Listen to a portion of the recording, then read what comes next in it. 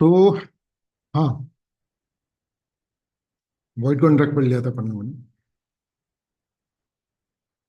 चलो, ये पोस्ट वाला ये हो गया था। Executed rules regarding acceptance.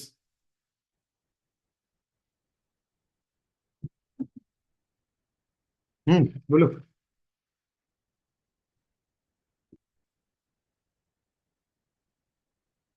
कहता कहता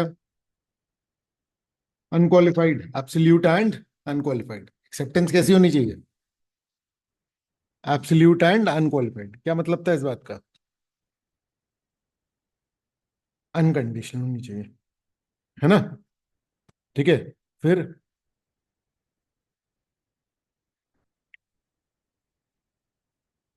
must be communicated, very good. और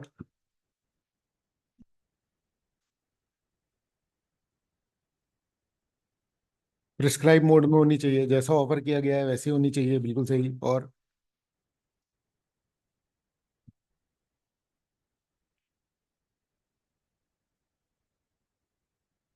चल, देखो, एब्सोल्यूट अनक्वालिफाइड, है ना, कम्युनिकेटेड, मोड प्रिस्क्राइब्ड, और फिर रीजनेबल टाइम के अंदर अंदर एक्सेप्टेंस दे देनी। मियर silence, मियर silence is not acceptance. और कंडक्ट से भी दी जा सकती है एक्सेप्टेंस, क्लियर है? कंडक्ट और साइलेंस अलग अलग है, ठीक है ना? चलो, देखो, इसमें मैंने टाइम रिक्वायर्ड लिख दिया है कि कितनी देर में आपको ये कर लेना है। ये टाइम रिक्वायर्ड जो है, ये इस पॉइंट ऑफ व्यू से है कि अगर आप इतने टाइम में कर लेंगे तो आपका पेपर टाइमली कंप्लीट हो पाएगा। समझ में आ रहा है? जैसे 5 मिनट का है तो 7.5 मिनट का टाइम लेकर के आप चलेंगे, पूरा रीड करने से लेकर के आंसर करने तक का। समझ रहे हो आप? ठीक है ना? ज्यादा से ज्यादा 8 मिनट। ठीक है, थोड़ा सा कंजर्वेटिवली ही बनाया है ये। वॉइड और इलीगल में डिफरेंस बताओ। कल से 8 बजे लगेगी क्लास, और 8 बजे के पहले आप चाहिए, ठीक है ना? लेट बिल्कुल नहीं चाहिए, ठीक है?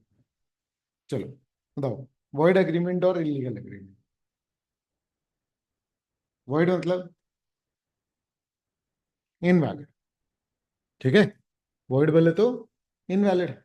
और इलीगल मतलब फॉरबिडन बाय लॉ। अल्टीमेटली ये भी क्या होता है? वॉइड। वॉइड अल्टीमेटली होते ये भी क्या है? वॉइड, है ना? डिफरेंस क्या है? वॉइड का कोलैटरल वैलिड होता है, इलीगल का कोलैटरल इलीगल ही होता है। ठीक है ना? इलीगल पनिशेबल भी होता है, वॉइड पनिशेबल नहीं होता, जस्ट इनवैलिड होता है। ठीक है ना? इलीगल कोई चीज बाद में भी हो सकती है, फिर वो वॉइड हो जाएगी, पर बहुत सारी चीजें जो है वो इनिशियली वॉइड है। ठीक है? चलो, फिर क्या है?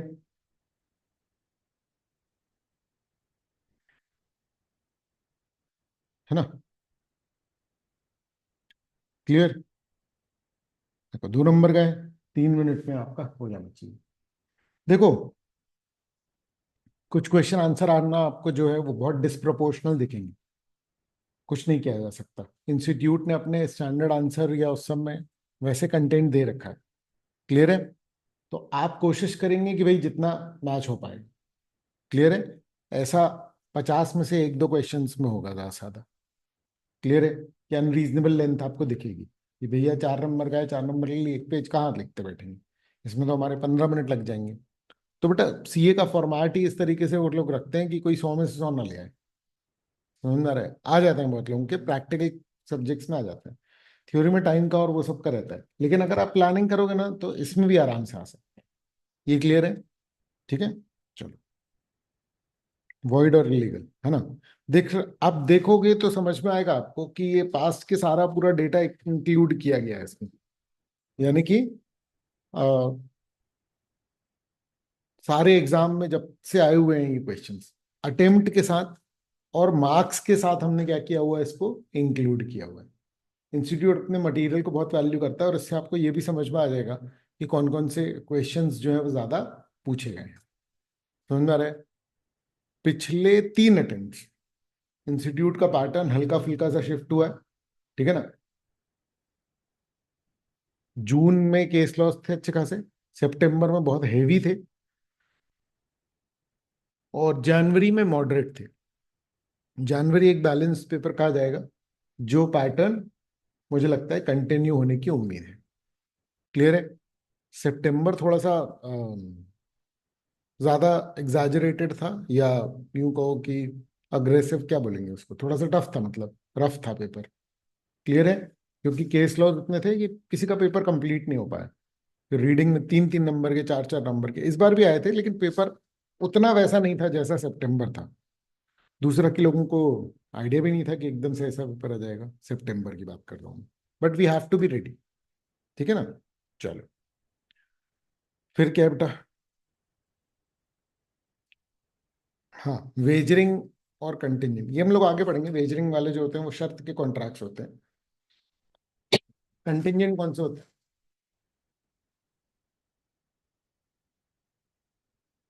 जो हो सकता है कि गड़बड़ हो, मतलब वैलिड रहे, या हो सकता है कि कैंसिल हो। आ रहा है ये समझ में? क्लियर है ये? ठीक है ना? चलो, फिर क्या है?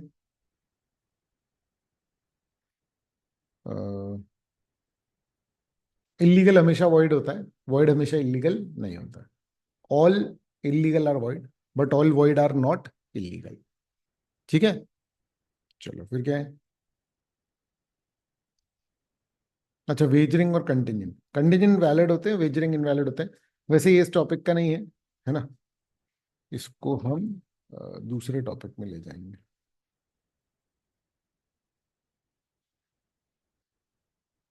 आगे के टॉपिक का है।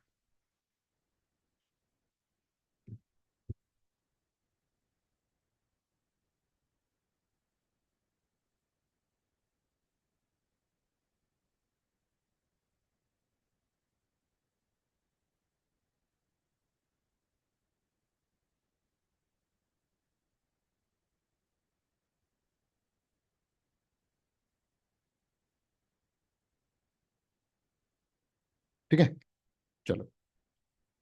Offer and invitation to offer, चलो इसको करो डिस्टिंग्विश बिटवीन, बताओ,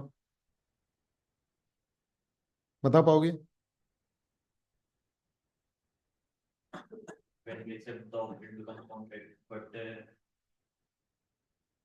when we accept the offer, it becomes agreement. हाँ, बिकम द But कॉन्ट्रैक्ट। हाँ, there is not like that of an simple invitation. Normal भाषा में बोल दो, कोई दिक्कत नहीं। अभी एकदम मैं वो नहीं बोल रहा हूँ कि एकदम एग्जाम वाला मुझे बताओ। अभी मैं नॉर्मल लैंग्वेज में पूछ रहा हूँ। हाँ, Statement to offer मैसेज नहीं रहेगा। जब अपन उस पर एग्री करेंगे तो अपन ऑफर देने के लिए ऑफर बन जाए। When we accept invitation it becomes an. ठीक है ना? चलो, ठीक है। अच्छा, इनविटेशन जो है वो क्या, अगर कैंसिल भी कर दिया, उस कोई ऑब्लिगेशन नहीं है। कैंसिल तो ऑफर भी कर सकते हैं, बट ऑफर फाइनल विलिंगनेस है, और invitation to offer just negotiation करने के लिए एक इनविटेशन है। ठीक है? फिर भी इसको देख करके आप सारे इसको रीड करते जाएंगे, जितना ज्यादा उतना ज्यादा कंटेंट आपके पास रहेगा। देखो, हम लोग सीखते कैसे हैं और एग्जाम में परफॉर्म कैसे करते हैं। हम लोग जब पढ़ते हैं ना, तब हमको उस कंटेंट के बारे में पता चलता है। जब आप क्वेश्चन आंसर्स देखोगे, तो पहली स्टेज है नहीं पता, नहीं बनता। फिर पढ़ा, फिर क्वेश्चन पढ़ा, फिर नहीं बनता। फिर जब आंसर पढ़ते हैं तब समझ में आता है कि अच्छा हाँ, ये तो इस टॉपिक से रिलेटेड है। तब वो बनता है। ध्यान से सुनना, मैं बहुत ही ज्यादा इंपॉर्टेंट बात कह रहा हूँ। लेकिन वो बनता कैसे है? एकदम एडहॉक। एडहॉक मतलब कि एकदम ऐसा कि अच्छा इसमें क्या होगा, हाँ इसमें ऐसा ऐसा हो जाएगा। पूरा कोई आंसर का फ्रेम नहीं है, कुछ नहीं है। ठीक है?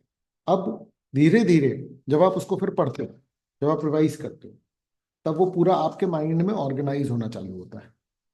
तो जब आपके पास क्वेश्चन आता है ना, इवेंचुअली उसका आंसर आपके माइंड से कैसे निकलता है, ठीक है ना, कि इस पर्टिकुलर सेक्शन में, इस हेडिंग में, ठीक है ना, ये जो पर्टिकुलर बात है इसके 3 पॉइंट्स है, फर्स्ट सेकंड थर्ड, अल्टीमेटली यहां तक पहुंचना है। आ रहा है समझ में? ठीक है, ये सिर्फ नंबर ऑफ रिवीजन से आपको पॉसिबल हो पाएगा। क्लियर है क्या? मैंने क्वेश्चन आंसर्स इंक्लूड कर दिए हैं, पॉइंटर्स में ही कर दिए हैं, ताकि आपके लिए ये काम आसान हो जाए। क्लियर है?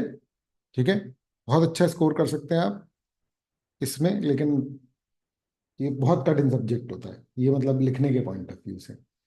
ठीक है, पर नहीं पढ़ोगे तो बहुत बुरा हो जाता है, पढ़ लो तो बहुत अच्छा हो जाता है, नहीं पढ़ो तो बहुत बुरा हो जाता है। चलो, distinguish between void contract and voidable contract बताओ। शुरू से कैन unenforceable by your शुरू से नहीं, the वो void वॉइड अग्रीमेंट होता है। वॉइड कॉन्ट्रैक्ट मतलब जो इनवैलिड हो चुका है। समझ में आ रही है बात? It is invalid, but invalid from the very beginning क्या होगा? Void agreement. Void contract, it becomes void after certain event, illegal हो गया, इम्पॉसिबल हो गया, वट एवर। आ रहा है समझ में? Voidable is valid and it may become at the option of one of the party and not the other. Clear है? ठीक है ना? तो वॉइडेबल कॉन्ट्रैक्ट क्या होता है? कैंसिलेबल। और वॉइड कॉन्ट्रैक्ट क्या होता है? इनवैलिड, जो कि कैंसिल हो चुका है। वॉइड कॉन्ट्रैक्ट के बेस पे कोई ऑब्लिगेशंस नहीं होती, वॉइडेबल में अभी ऑब्लिगेशंस हैं। वॉइडेबल में अभी ऑब्लिगेशंस हैं। क्या ये क्लियर है?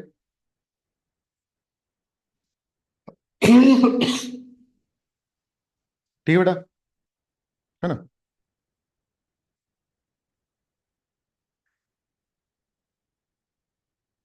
देख लो फटाफट से, कोई डाउट है तो बताओ।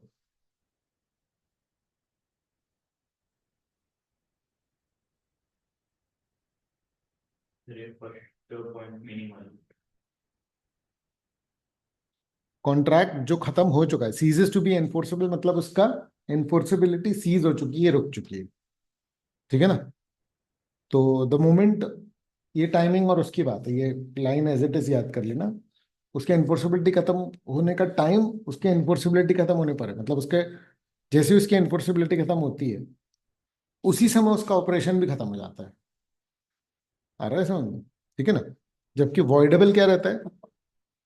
एक पार्टी के ऑप्शन पे वो कैंसिलेबल है। क्लियर है? A void contract cannot be enforced at all. It is enforceable only at the option of the aggrieved party.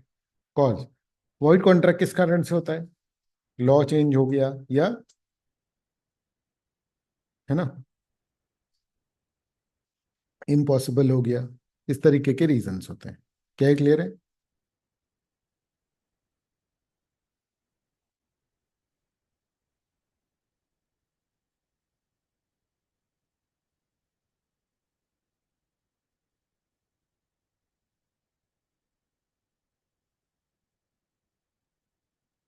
अरे यार, सही निशाना नहीं लग पा रहा।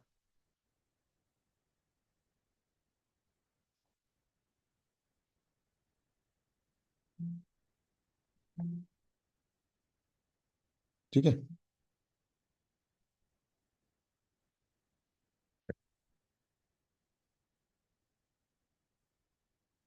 ठीक है बच्चों, पढ़ लिया आपने? चलो, आप देखो, what is an illegal agreement, state the effects of illegality. बताओ।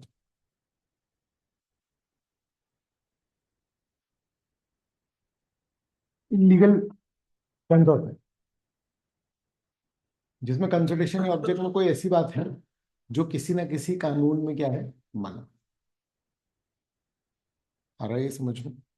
ठीक है ना? वो क्या होता है? Illegal agreement.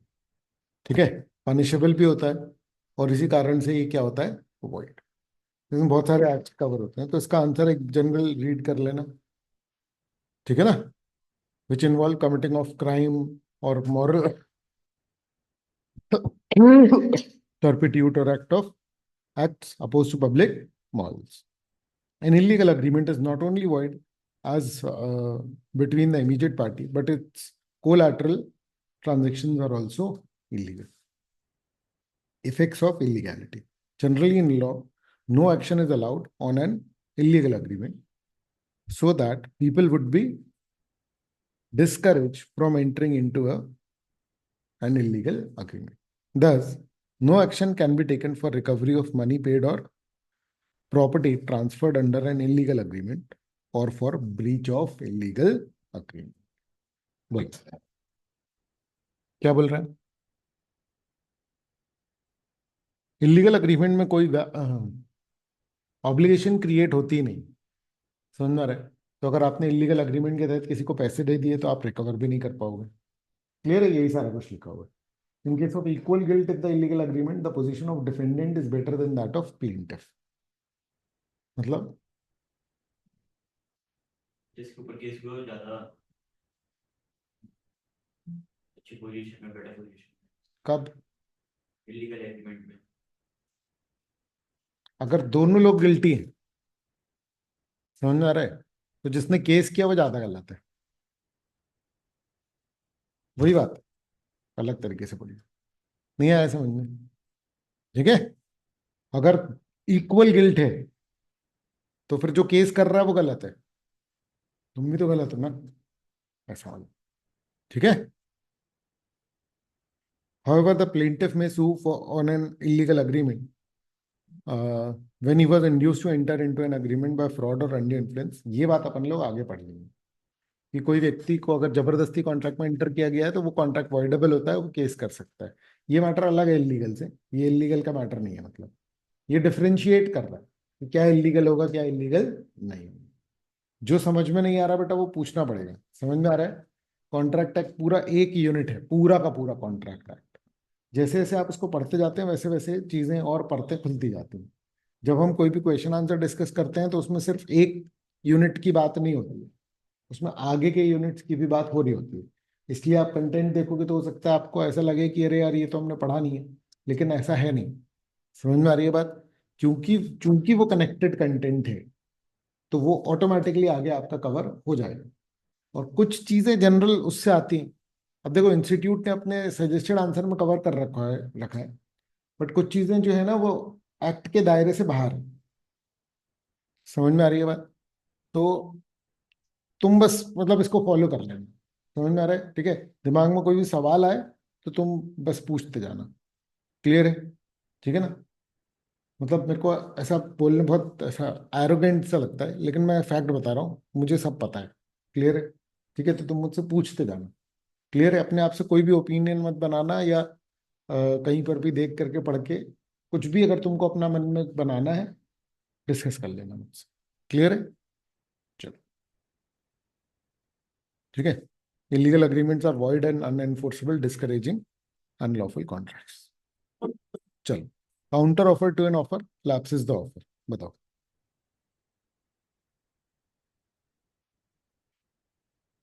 काउंटर ऑफर से ऑफर खत्म हो जाता है, हाँ या ना? हाँ, बिल्कुल सही। अगर आपने काउंटर ऑफर किया तो ओरिजिनल ऑफर लैप्स हो जाता है। क्या ही क्लियर है? और काउंटर ऑफर बनता कैसे है? जब भी किसी ने ऑफर किया और उस ऑफर को एक्सेप्ट करते समय एक्सेप्टर ने कुछ कंडीशंस रख दी, तो इसका मतलब वो क्या हो गया? Counter offer. क्या ही क्लियर है ना? ठीक है, फटाफट देखो इसको। जितने आप क्वेश्चन आंसर्स रीड करेंगे, और इसको तैयार कैसे करना है, पहली बार में तो रीड कर लो, पर इसके बाद हमेशा क्या करोगे?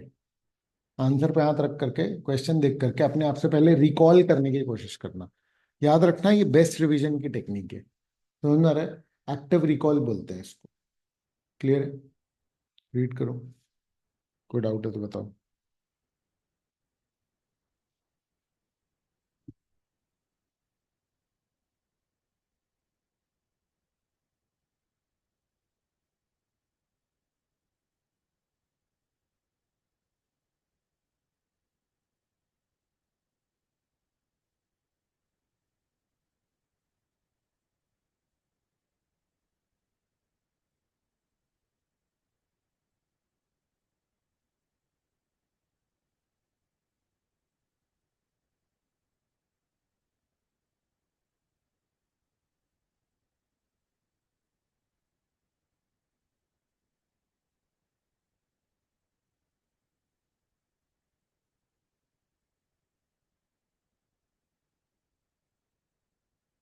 बोलो बोलो, जैसे पढ़ लो तो बताओ। पढ़ लिया? बढ़े हम लोग, आगे बढ़े। अरे हाँ या ना? Yes sir. हाँ, ठीक है, चलो। तो कोई डाउट है इसमें? पढ़ा ये? Define the term acceptance, discuss the legal provisions relating to communication of acceptance. देखो 1997 के आसपास 10 नंबर तक का क्वेश्चन भी आ चुका है इसमें से, और उस समय ना ये इंटर में इंक्लूड होता था, ये वाला टॉपिक फाउंडेशन में नहीं होते थे। बाद में ये इंक्लूड हुआ 2007 के आसपास। ठीक है, चलो बताओ एक्सेप्टेंस क्या होता है। जिस व्यक्ति को ऑफर किया गया है, when the person to whom the offer has been made expresses his consent, signifies his assent, वो अपनी हामी भर दे। समझ में आ रहा है? अनकंडीशनल। ठीक है, then it is said to have become a promise, तो वो प्रॉमिस बन जाता है। And provided it is not social, domestic, religious और पॉलिटिकल। ठीक है ना? इन्फोर्सिबिलिटी इज अज्यूम्ड, मतलब अ, उसमें क्या होना चाहिए, अगर रिलीजियस, पॉलिटिकल, सोशल, डोमेस्टिक वगैरह है, इसको छोड़ करके बाकी किसी भी केस में वो जो अग्रीमेंट है वो क्या कहलाएगा बेटा? कॉन्ट्रैक्ट। और एक बार कॉन्ट्रैक्ट बन जाता है तो ऑब्लिगेशंस आ जाते हैं। अब बोल रहा है legal provisions relating to communication of acceptance. समझ में आ रहा है? तो अच्छा, अगर ये 10 नंबर का है तो फिर हमको एक्सेप्टेंस के वैलिड रूल्स भी लिखने पड़ेंगे कि भाई एक्सेप्टेंस अनकंडीशनल होनी चाहिए, एक्सेप्टेंस कम्युनिकेटेड होनी चाहिए, प्रिस्क्राइब्ड मोड में एक्सेप्टेंस होनी चाहिए, टाइमली होनी चाहिए। समझ में आ रही है बात? ये सारी बातें हम एक्सेप्टेंस को लेकर के लिखते हैं। फिर कम्युनिकेशन बोला है तो क्या बोलेंगे? कम्युनिकेशन एक्सेप्टेंस का 2 टाइम पे कंप्लीट होता है। अगेंस्ट द ऑफरर कब होता है? When it is sent. Against the offeree कब होता है? When it is received by the offerer. भूले गए क्या एकदम? याद आ रहा है जो मैं बोल रहा हूँ उससे? Yes sir. ठीक है ना? क्लियर है? तो ये सारी बातें आपको करनी पड़ेंगी। बोलो ठीक है। इलस्ट्रेशन इंक्लूड कर सकते हो, 10 नंबर के अब नहीं आते। समझ में आ रहा है? ठीक है, ये वाला क्वेश्चन ज्यादा से ज्यादा 4 या 5 नंबर भी हो गया तो बहुत हो गया। ठीक है, 7 नंबर तक के मैक्सिमम क्वेश्चंस हमको आते हैं, तो आप ये रीड कर लेना प्रॉपर। चलो, who is competent to make an offer, sorry, who is competent to accept an offer, explain the rules relating to an offer as provided in the Indian contract act. ठीक है, तो अब 10 number का तो normally अपन offer की definition तो लिखे देंगे। समझ में आ रहा है? व्हेन अ पर्सन, ठीक है, signifies his willingness to do और नॉट टू डू समथिंग, समझ में आ रहा है, with a view to obtain the assent thereon, he is said to have made a proposal. ठीक है, जब कोई व्यक्ति अपनी इच्छा जाहिर करे कुछ करने या कुछ ना करने को लेकर के, इस आशा से कि सामने वाला एक्सेप्टेंस दे देगा, उसे क्या कहा जाता है? इस स्थिति को क्या कहा जाता है कि इस व्यक्ति ने क्या किया है? किसी को ऑफर। आ रहा है समझ? ठीक है ना? An offer when accepted becomes a promise, and if it is enforceable it becomes a contract. समझ में आ रही है? ये तो जनरल बात होगी। ठीक है, अब रूल्स रिलेटिंग टू ऑफर, तो हमारा ऑफर ऑफर कैसा होना चाहिए? Free consent. ऑफर में भी कंडीशनल। समझ में आ रहा? Offer is different from invitation to offer. फिर offer should have a clear question, it must not be just an statement, just a statement or a willingness. It has to be in question. Offer cannot contain a term the compliance of which would amount to acceptance. Offer में कोई ऐसी term नहीं हो सकती जिसके ना निभाने पर वो क्या हो जाए? एक्सेप्ट। ऐसा नहीं हो सकता ऑफर कि आप कुछ नहीं करो और फिर वो क्या हो जाए? एक्सेप्ट। क्लियर है? और क्या था? ऑफर वही वही व्यक्ति देगा जो कॉम्पिटेंट होगा। कॉम्पिटेंट अपन किसको मान रहे हैं? तो माइनर ना हो। हाँ, Intoxicated now, sound mind good. Very good, ठीक है। और लॉ के द्वारा मना ना किया गया, फॉर एग्जाम्पल एनिमी या कन्वेक्ट, ठीक है, इस तरीके से। अच्छा, फिर ऑफर दो टाइप के होते हैं, मतलब बेसिकली जनरल और स्पेसिफिक। बाकी तो क्रॉस ऑफर और वो सब भी होते हैं, ओपन ऑफर वगैरह। बट आमतौर पर जनरल ऑफर जो है वो कोई भी एक्सेप्ट कर सकता है, स्पेसिफिक ऑफर वही एक्सेप्ट कर सकता है जिस व्यक्ति को वो ऑफर किया गया है। क्लियर है ये? आ रहा है समझ में? ठीक है ना। अच्छा, ऑफर जो है वो अपनी विलिंगनेस टू डू समथिंग, और ऑफर नेगेटिव वो भी ले सकता है कि कुछ नहीं करने का। ये सारी बातें आप इंक्लूड कर देंगे इसमें।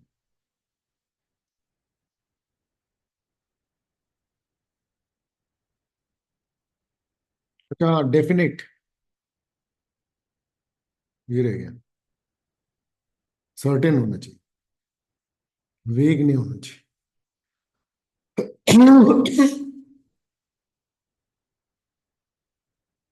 Giving rise to legal relation, ये भी होना चाहिए, ठीक है।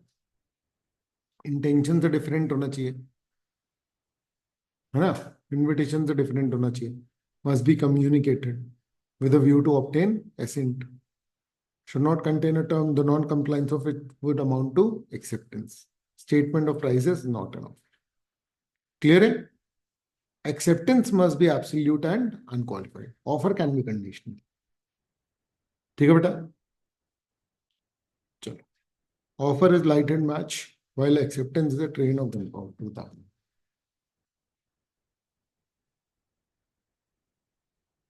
कमेंट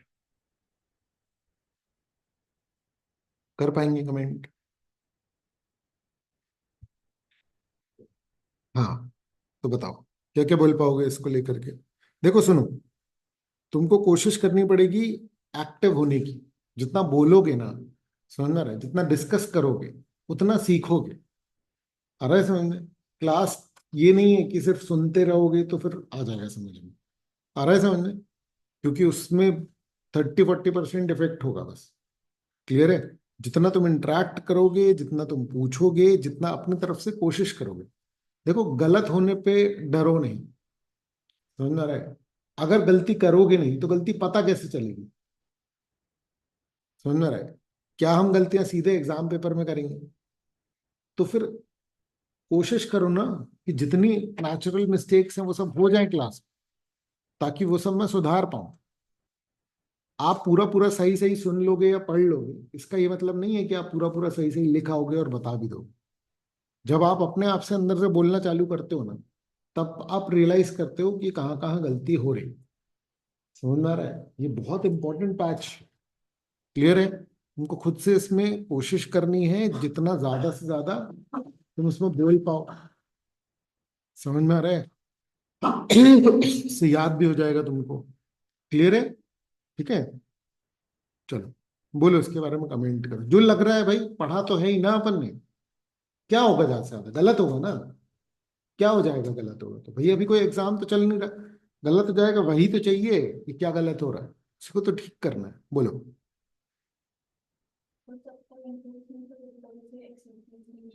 वेरी गुड, ये लाइन लिख सकते हैं। और ये एक बार सर एक्सेप्टेंस के बाद ऑफर कैंसिल नहीं हो सकता। वेरी गुड, ठीक है ना, बिल्कुल सही। यही तो बोल रहा हूँ मैं। और सोचो।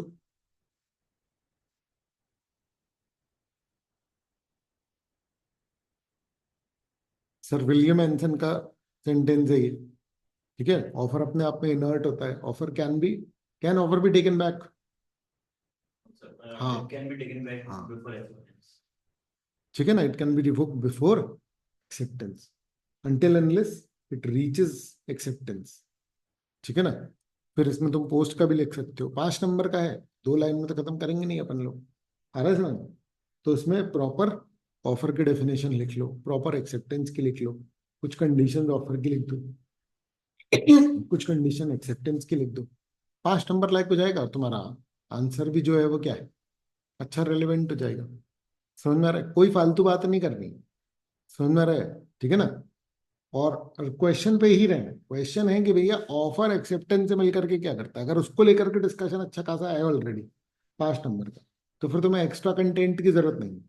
बहुत बार बच्चे क्या करते हैं, एक्स्ट्रा कंटेंट लिख देते हैं, तो उससे आपकी लेंथ जरूर बढ़ गई, पर अगर मेन आंसर में ही लेंथ अच्छी खासी है, तो फिर आप सपोर्टिव उसका यूज करके अगर लेंथ बढ़ा भी दोगे तो आपके नंबर नहीं बढ़ेंगे उसमें। समझ में आई क्या ये वाली बात? हेलो, ठीक है ना? चलो फिर,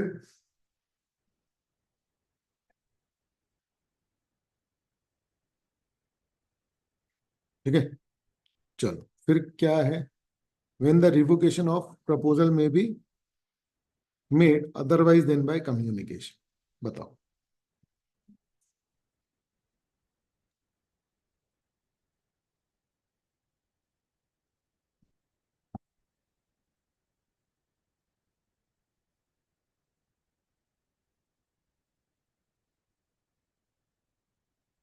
वेरी गुड। हम्म, बहुत बढ़िया। अरे समझ कि अगर मान लो ऑफर की डेथ हो गई, तो मतलब ऑफर कब कब खत्म हो जाएगा, ये वाली बात चल रही है। ऑफर कब कब खत्म हो जाएगा, कम्युनिकेशन के अलावा, अदरवाइज देन बाय कम्युनिकेशन, है ना। एक तो होता है कि रिजेक्शन कर दो, ठीक है, और टाइम पे पूरा ना हो, क्या पूरा ना हो। प्रपोजल दिया था एक्सेप्टेंस टाइम पे ना दियो। हाँ, टाइमली एक्सेप्टेंस ना हो, प्रिस्क्राइब मोड में ना हो और एक्सेप्टर ना माने, है ना, और कंडीशनल एक्सेप्टेंस हो, ठीक है।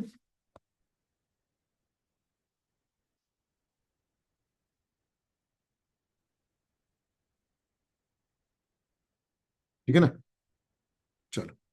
Acceptance must be made before the offer lapses.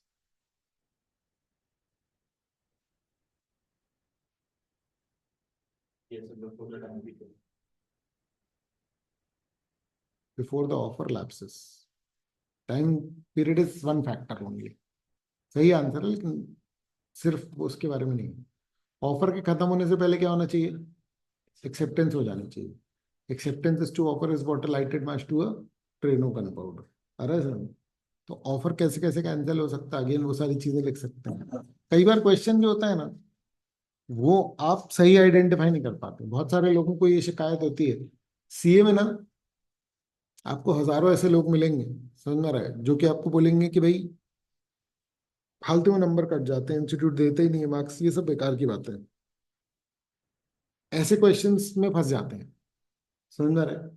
क्योंकि ये क्वेश्चन आप एक्सेप्टेंस के पॉइंट ऑफ से सोचोगे ना, आपको लगेगा हाँ यार एक्सेप्टेंस के सारे पॉइंट्स आ जाएंगे। अगर आपको लगेगा कि हम ऑफर के पॉइंट ऑफ से सोचें, तो एक्सेप्टेंस ऑफर के सारे पॉइंट्स आ जाएंगे। समझ में आ रही है बात? तो जब भी ऐसा ट्रिकी क्वेश्चन होता है, तो उसमें सबसे सेफ साइड क्या होता है बेटा, कि आप सारी चीजें इंक्लूड कर लो। आ रहा है ये समझ में? ठीक है, हेलो, सारी चीजें आप इंक्लूड कर लो बस, बढ़िया रहेगा।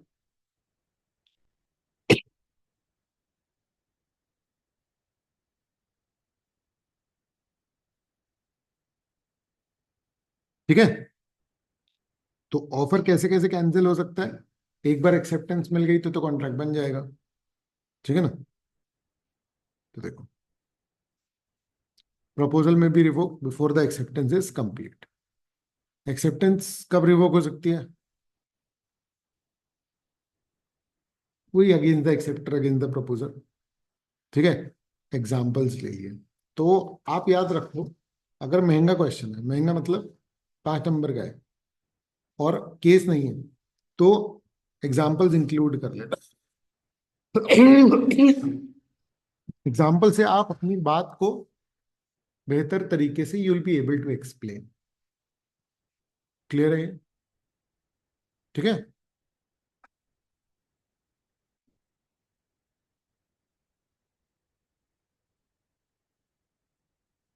ठीक है, चलो। What are implied contracts?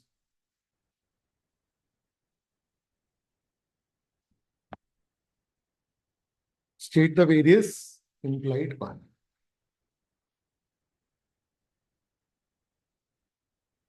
अपने आप अपने वर्क से कॉन्ट्रैक्ट बन जाता है, तो कंडक्ट एक से या इम्प्लीकेशन से जो है क्या बन जाते हैं? कॉन्ट्रैक्ट्स।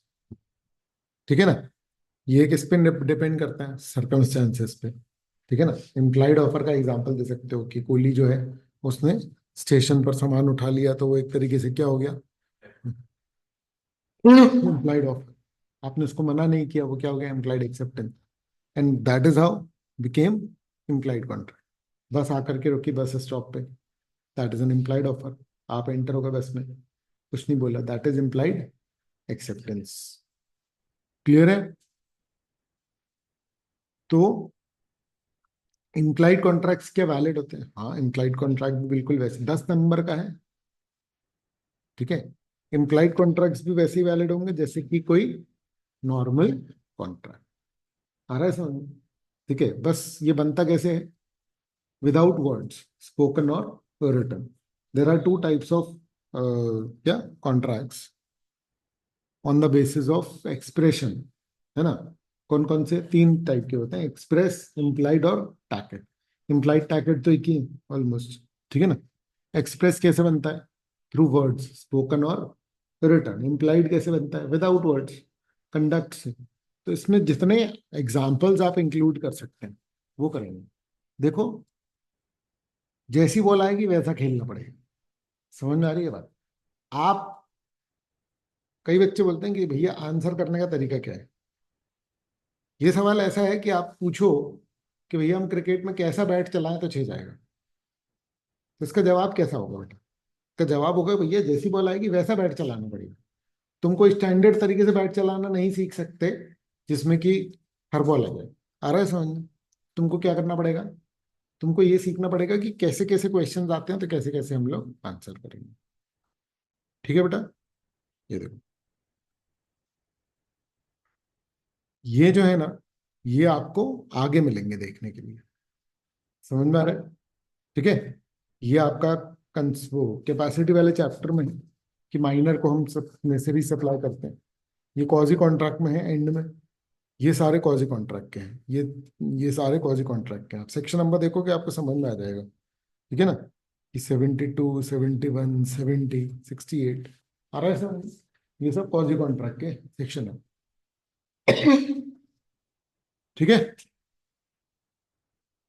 चलो, rules relating to acceptance of a contract. ठीक है बेटा? तो एब्सोल्यूट और अनक्वालिफाइड होनी चाहिए, कम्युनिकेटेड होनी चाहिए टू ऑफरर। क्लियर है ये? फिर must be made in the mode prescribed. फिर acceptance must be made within reasonable. Clear है? सिर्फ साइलेंस एक्सेप्टेंस नहीं होती, और एक्सेप्टेंस उसी व्यक्ति को दी जाएगी जिस व्यक्ति ने ऑफर किया है। एक्सेप्टेंस वही व्यक्ति देगा जिसको वो ऑफर किया है। ठीक है ना?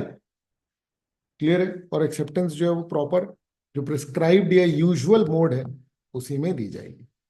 क्लियर है ये? ठीक है ना? चलो, ठीक है।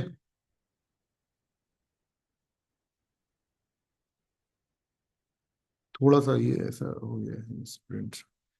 ये और भी पॉइंट्स हैं कि ये ऑफर के रिवोकेशन वाले पॉइंट आ गए हैं, जो मिस प्रिंट हो गया थोड़ा सा। ठीक है?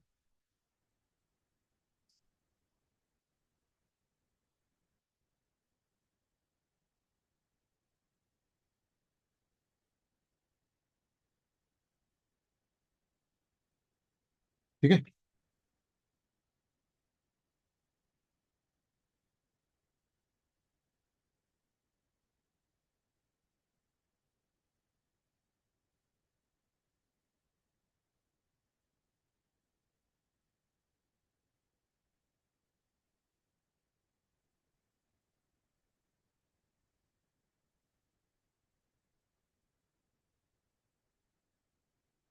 ठीक है, ऑफर कब कब खत्म हो जाता है?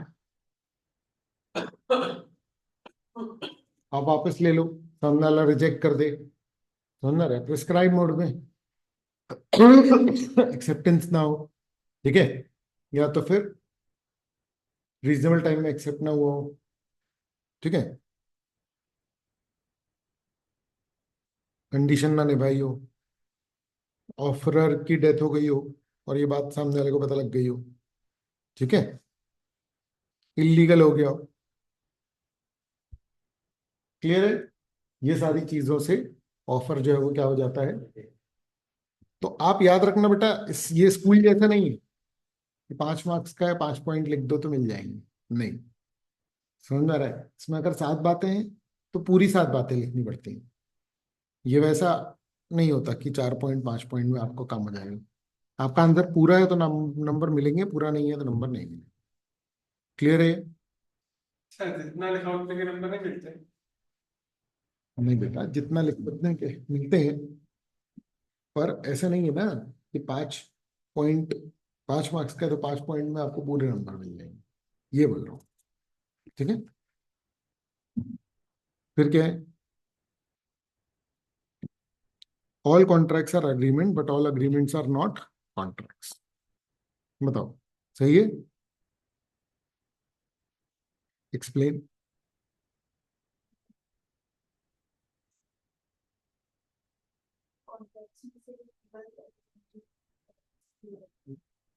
हम्म, और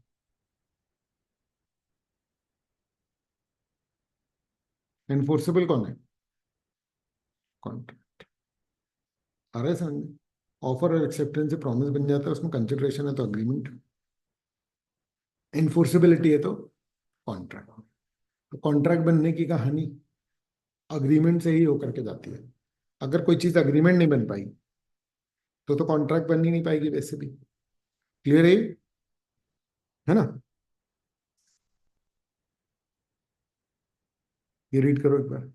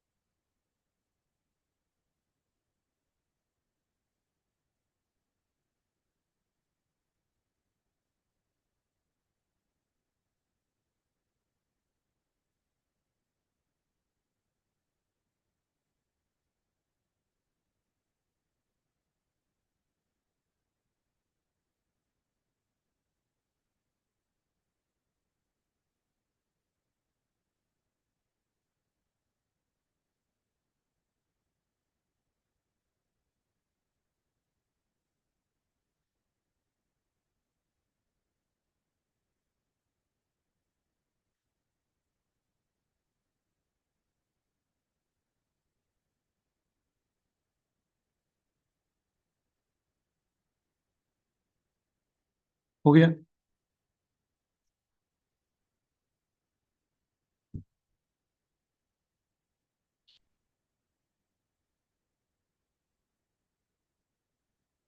ठीक है ना। ऑल कॉन्ट्रैक्ट्स आर अग्रीमेंट्स, इसको एक्सप्लेन कर रहे हैं अपन लोग कि अग्रीमेंट और all agreements are not contract, क्योंकि कुछ अग्रीमेंट बनते हैं बट फिर उनकी एनफोर्सेबिलिटी नहीं होती तो वो सिर्फ अग्रीमेंट रह जाते हैं, वो कॉन्ट्रैक्ट नहीं बन पाते, ठीक है। पहले जनरल एक्सप्लेन किया हुआ है, ठीक है ना। Modes of revocation of offer. अब इस बात से आप अंदाजा लगाओ कि रिवोकेशन ऑफ ऑफर का टॉपिक जो है वो कितनी बार आ चुका है, क्या आप समझ पा रहे हैं, क्लियर है ना। तो by notice, by lapse of time, है ना, by non fulfilment of the condition, मतलब ऑफर में कुछ कंडीशन थी वो नहीं निभाई, डेथ और insanity of the offeror and the fact has become known to the offeree before acceptance, by counter offer, by non-acceptance in the prescribed mode, by subsequent illegality, clear है। फिर क्या है, define the term acceptance, legal rules regarding a valid acceptance. ये अब देखो 2021 तक आ गए अपन लोग, समझ में आ रहा है? ठीक है ना? जितने भी इस पर्टिकुलर टॉपिक जो भी हम डिस्कस कर रहे हैं, उससे जो जो क्वेश्चंस आ चुके हैं वो सारे के सारे हम डिस्कस कर रहे हैं। तो in terms of section 2B of Indian Contract Act, term acceptance is defined as when a person to whom the proposal is made signifies his assent, proposal is said to be accepted. The proposal when accepted becomes a promise. ठीक है ना? When a person to whom proposal is made, ठीक है ना? The person to whom proposal is made is B, ठीक है, ये तो अपन लोग कर लोगे ना, मतलब ठीक है। Legal rules regarding a valid acceptance, acceptance वही दे सकता है जिसको ऑफर किया गया है, एक्सेप्टेंस उसी को देनी है जिसने ऑफर किया। ये दो अलग अलग बातें हैं, समझ में आ रहा है ना मैं जब भी बोल रहा हूँ तो? Offer acceptance can be made only by the person to whom the offer has been made, acceptance can be given only to the person who has made the offer. दो बातें बोल रहा हूँ मैं अलग अलग, हाँ, ठीक है ना? चलो, बोल्टन जोन्स वाला है, उसने अपना बिजनेस बेच दिया था, तो उसने फिर ऑर्डर पास किया तो दूसरे वाले ने फुलफिल कर दिया, तो इसको वैलिड कॉन्ट्रैक्ट नहीं माना, क्योंकि जिसको ऑफर दिया था एक्सेप्टेंस दूसरे वाले ने दी, तो it's not a valid contract. फिर acceptance must be absolute and unqualified, मतलब कि एक्सेप्टेंस में कोई कंडीशन नहीं होनी चाहिए। अगर एक्सेप्टेंस में कोई कंडीशन है तो वो काउंटर ऑफर बन जाएगी, काउंटर ऑफर बन गया तो ओरिजिनल ऑफर स्लैप्स हो जाएगा। एक्सेप्टेंस का कम्युनिकेट होना जरूरी है, अदरवाइज फिर वो वैलिड नहीं हो। रेलवे, मेट्रोपॉलिटन रेलवे वाला एग्जांपल था, याद है? जिसमें कोल का सप्लायर था, वो उसने क्या किया था,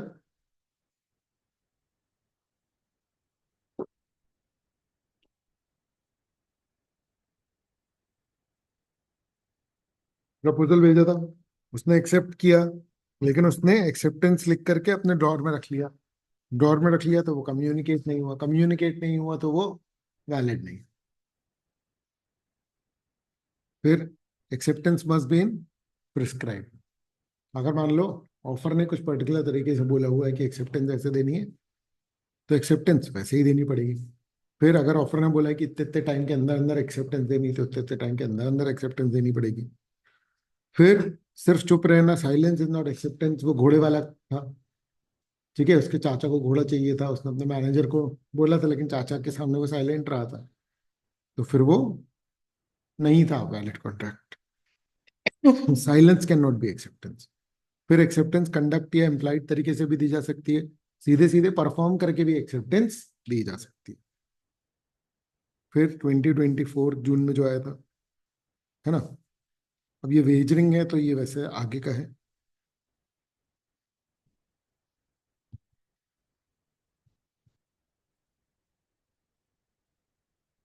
ठीक है।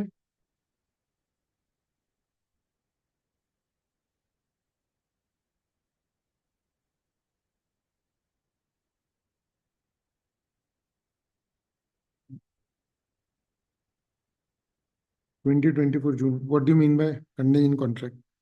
ये भी आगे का है, लास्ट लास्ट में है ये वाले सारे टॉपिक्स, ठीक है।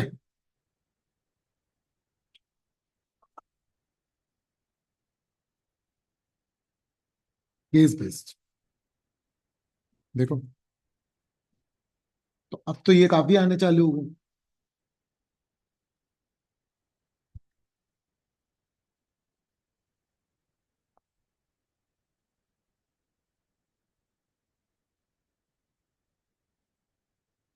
ठीक है ना?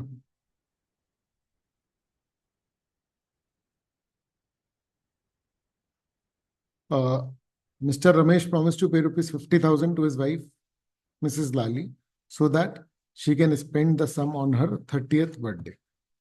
Mrs. Lali insisted her husband to make a written agreement that he loved her, made a written agreement and registered under the law.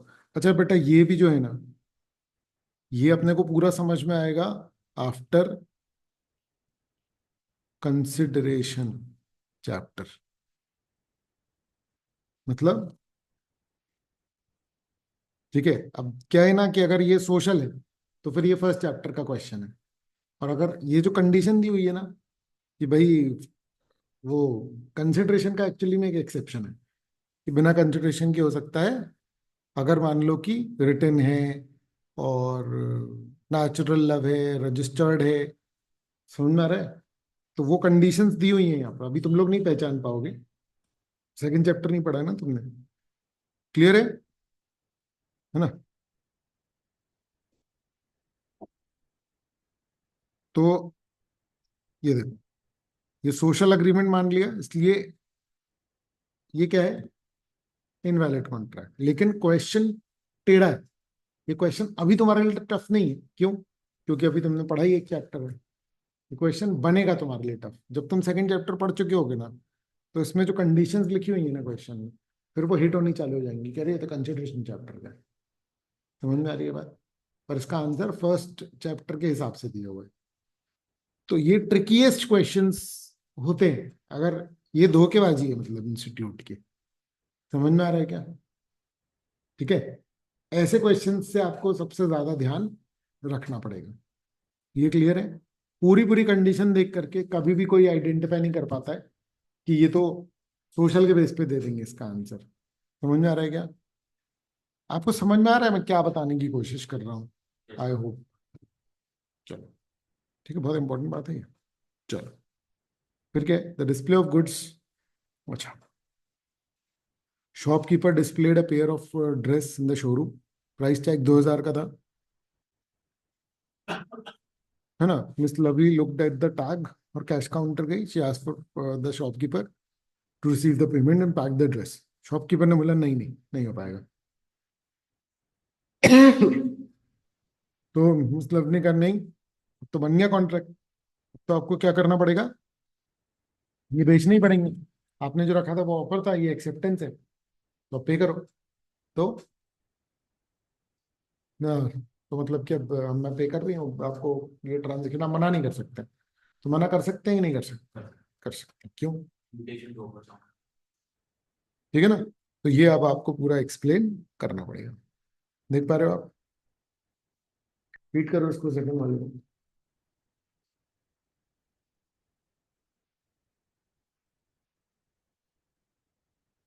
ये दोनों ही है मतलब।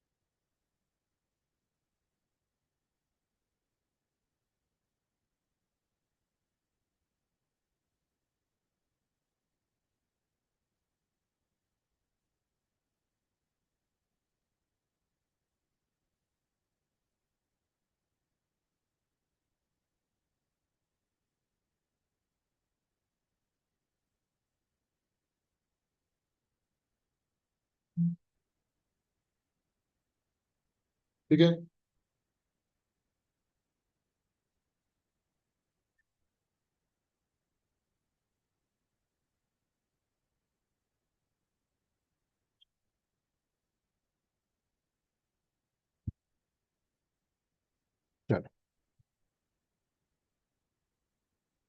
क्या होगा?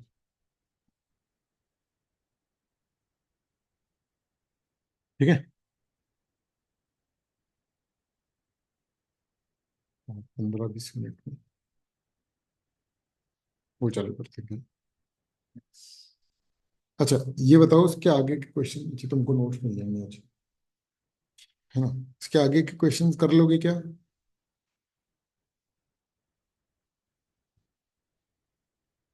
2-4 बचे, अपन नेक्स्ट क्लास से नेक्स्ट टॉपिक चालू कर लेंगे, ठीक है ना?